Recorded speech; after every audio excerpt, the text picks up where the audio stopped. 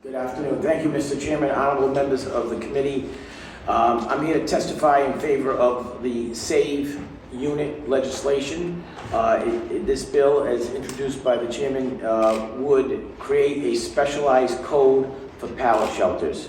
As everyone knows, we're experiencing an unprecedented rise in homelessness, and the state has acted, maybe not as swiftly as we all would hope, but has acted to create pallet shelters. Unfortunately, our fire codes and our building safety codes do not have a category for this. When the pallet shelters were delayed and temperatures dropped and homelessness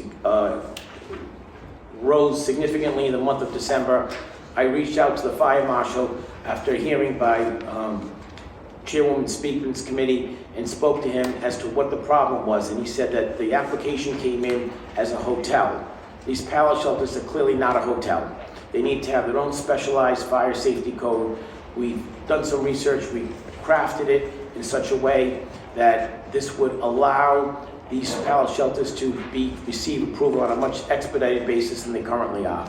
I contacted National Grid. I was told that they were the holdup. They, in fact, were not the holdup. I contacted the building code. So my staff, along with all the people that I've spoke, I came up with this. We looked at other states' best practices.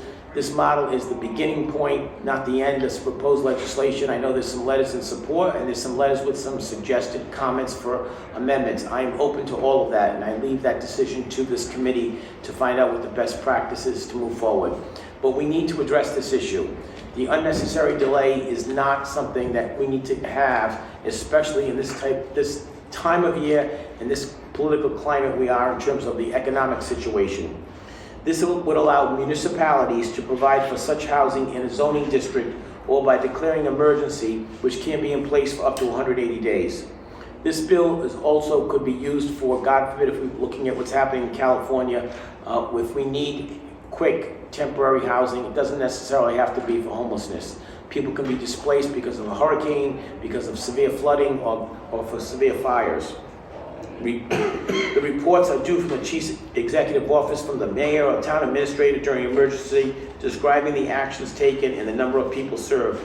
The municipality has to vote every 30 days to renew the local emergency. It needs to meet of specialized requirements of the building code, but is exempt from other provisions so long as the state fire marshal and state building official confirm that the unit complies with these specialized provisions. These provisions are climate controls, fire and carbon monoxide detectors, a locking door, an egress window, fire extinguishers, and are to be built in accordance with other specific requirements of electrical, plumbing, and other codes if applicable. Our current building and fire codes do not have specialized provisions that allow these units to be permitted or constructed in a cost-effective or timely manner, as well as an expedited manner for people to serve with urgent needs. The bitter cold that we're experiencing while exploring long-term solutions people should not be able to wait while we address this issue.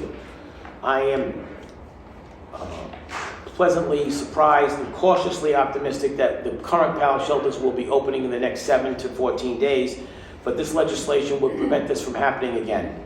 And I urge the committee to, in its final form, to pass this legislation.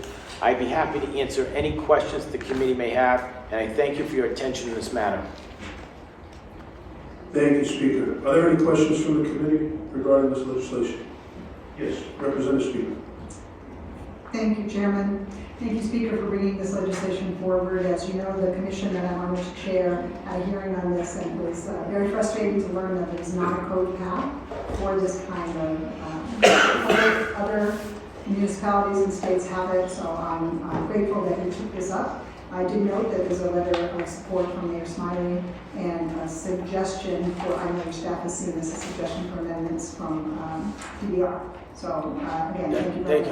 I want to point out, Chairwoman, that if it wasn't for your hearing and your questionings and former Congressman Cicilline, who serves on your commission, that was the genesis of this bill. So I want people to understand that these commissions, I mean, there was a reporter at the time, he's no longer in the market as a reporter, but said that when you create a study commission, all bills go to die, and that's not the case. It's clearly not the case under your leadership. You've done a remarkable job, and I want to thank you for the work you have done and continue to do. But for your commission, this bill would not be here before this committee today.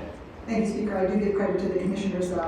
All of them. Congressman Cicilline was in prosecutorial mode as a member of the House. Okay. All the members and on your commission and all the commissions, I'd like to point out, I've said this many times before, but I'll say it again, they serve without compensation. And they give a lot of dedicated hours of their time to come up here, in many cases, to find difficult parking situations, or come here to come up and make a difference and give freely of their own time.